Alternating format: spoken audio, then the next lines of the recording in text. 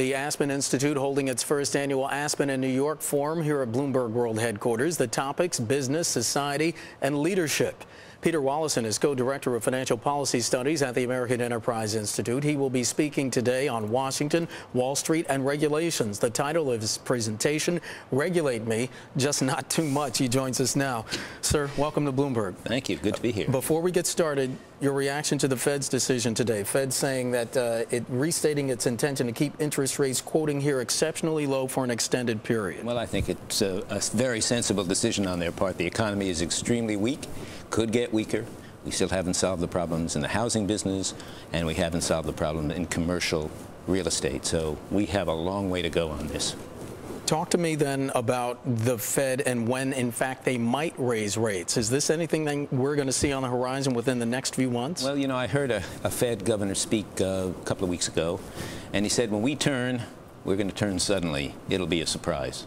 And I'm sure it will be a surprise, but they're going to wait to see some sign that the economy is beginning to recover, something that would cause inflation to kindle.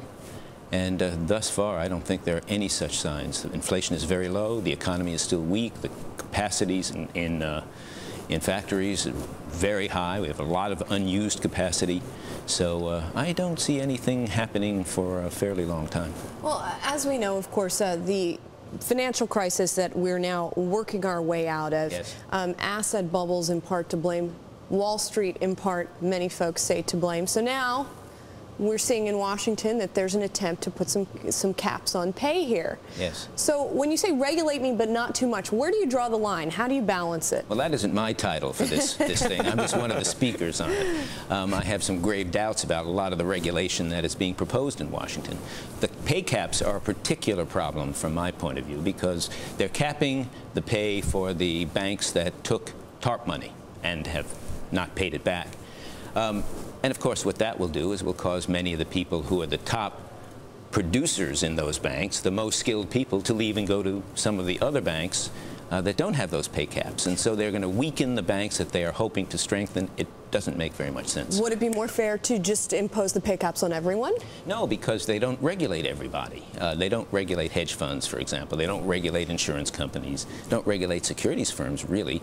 And so it would be very, very hard to impose the pay caps on everyone. But what about this sort of the stated goal here, which is trying to create a more longer-term view among employees on Wall Street that, for instance, if they get more of their compensation in stock, that they'll take a longer view? Yes, I think all that makes sense.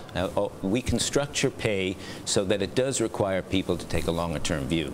There's a lot of evidence that doesn't really do that much good, but we can try. But Peter, that's not what they're doing.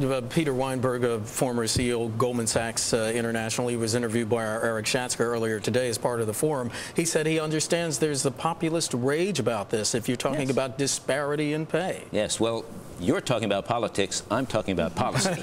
And we'll leave the politics to others, but it's clear what is happening here. I mean, they are trying to respond to a great deal of anger in the country from the fact that taxpayers have had to bail out a lot of these institutions.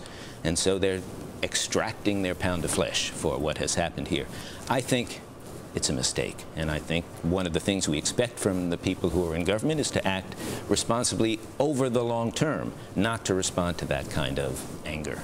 How do you achieve, though, getting Wall Street to change how it looks at profits if you don't regulate? How do you change the culture? Well, I'm not sure regulation actually does anything of the kind. In fact, banks are the most heavily regulated institutions in the United States. There's no one more heavily regulated than banks, and they have had the most financial problems. So it's not regulation itself. Regulation would be very heavy-handed to try to regulate things like pay. Regulation has a role where there's a market failure. But just to impose regulation because there has been a problem of some kind is the normal Washington reaction. And frankly, over time, it really hasn't worked. We had very serious and significant regulation adopted in 1991 for banks. And people said, this is the end of all our problems because now we have a really good regulatory structure. Wasn't it? No. Did I ask you? Unfortunately, we're out of time. Peter Wallison, thank you so much, co-director of financial policy studies at the American Enterprise Institute.